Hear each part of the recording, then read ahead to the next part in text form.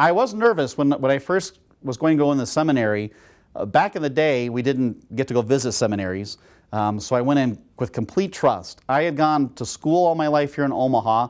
We moved here from Ohio when I was in second grade. My father had passed away in Ohio, and so my mom brought all the family back to Omaha where my mom and dad had originated. And so I'd gone to St. Robert's School and Catholic High School, and was in Catholic college, went to Creighton, still lived at home to save money. So I had never actually lived outside of the home my whole life. And now I graduated from Creighton University and I'm going to go off to the seminary. I've never been there. I don't know what a seminary is like. I meet with the one other guy who's going to my seminary. The other seminarian and I were being sent to a seminary we hadn't used for years. Mount St. Mary's Seminary is the second oldest seminary in the United States, and it's located in Emmitsburg, Maryland, which incidentally is the actual resting place of St. Elizabeth Ann Seton. It's just a kind of a one traffic light town. And but I had never been to seminary before. I was really nervous about what this is going to be like. I never lived away from home before. And so I met the one other guy at a dinner at Venison. Some priest took us out. So I met my other guy who was going to go out with me. Never met him before that. So all I said was, is this seminary going to make me a good priest? And the vocation director said, yes, this is a great seminary. And boy, was he right. I love my seminary. Mount St. Mary's, I mean, first of all, it's located just in Maryland. It's right at the foot of the Catoctin Mountains, which, having seen the Rockies and stuff out here, it's not really mountains, but they're hills, but they're beautiful. And then out front, you just have expansive grounds in the sense of just these bucolic fields and covered bridges. And we used to go bike riding all the time through the orchards and around the mountain, and dogs would follow us and bark, but that's a whole other story. But it was just beautiful out in Maryland. And I'd never seen that part of the country before, so that was exciting. But the seminary itself was the best part. In all honesty, the level of fraternity, I would still describe my seminary experience as the best fraternity, just real brotherhood, without any of the negative things you associate with, say, a college fraternity or anything like that. Because these were men who were dedicated to their vocation, dedicated to Christ. They were all different ages, all different careers. They had one thing in common: they loved the Lord, they loved the church.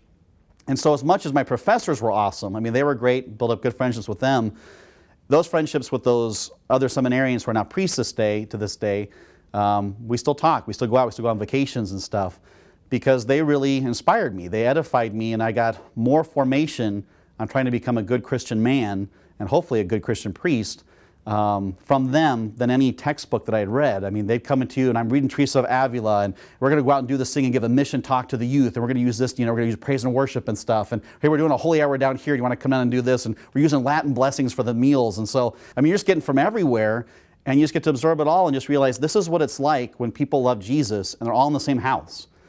Mount St. Mary's is a modest campus they built on after I left, but we had roommates even the first year, and that's uncommon for a major seminary in a sense. But it was such a beloved seminary, dioceses all wanted to send there that they would just double book guys because there was no other way. The building was so small and humble. And yet in the humility, I think Our Lady was really present. And Blessed Mother Mary, many times in my life, has made it abundantly clear her role in directing me and my vocation to the priesthood.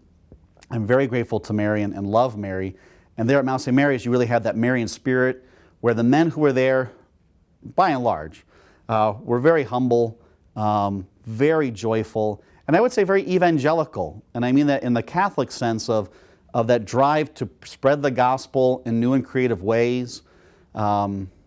We began while we were there a thing called, collaborated with Youth 2000 and made a thing called Mount 2000 where 2,500 youth would come, and we'd put them up and do a whole conference for the weekend with the help of Father Benedict Rochelle's friars, who would give talks and just really try to evangelize, work with the youth, work with the collegians around the campus nearby, go out and do apostolates.